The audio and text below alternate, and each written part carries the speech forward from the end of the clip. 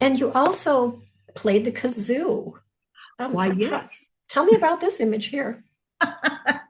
Well, this was again in high school, and my friends and I formed a kazoo marching band, and we loved it.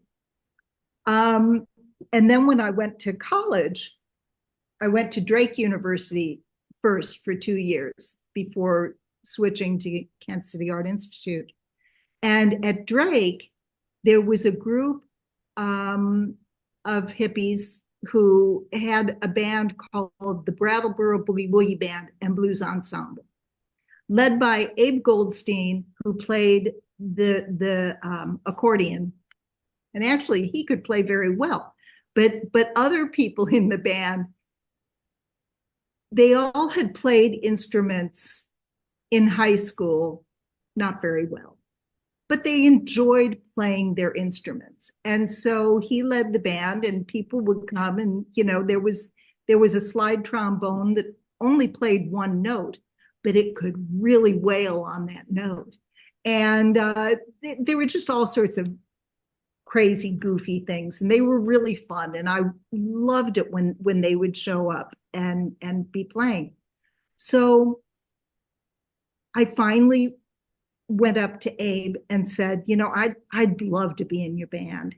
And he said, well, what do you play? And I said, I play kazoo. And he said, mm-mm. He said, everyone plays a kazoo. We don't need kazoos. Okay, all right, I get it. But then he got kind of a crush on me. So he allowed me to sit in with the band one night. And I was really excited. And I got up there, I'm sitting with the band, and everyone's taking their solos. And he said, solo on the kazoo? And I said, yeah, sure, And I got up. Well, I was raised on Oscar Peterson and Ella Fitzgerald and all the great jazz artists. So I played jazz kazoo. And I started wailing on that thing, and everybody, the rest of the band, just stopped and said, you're really good. And I said, I've been telling you that.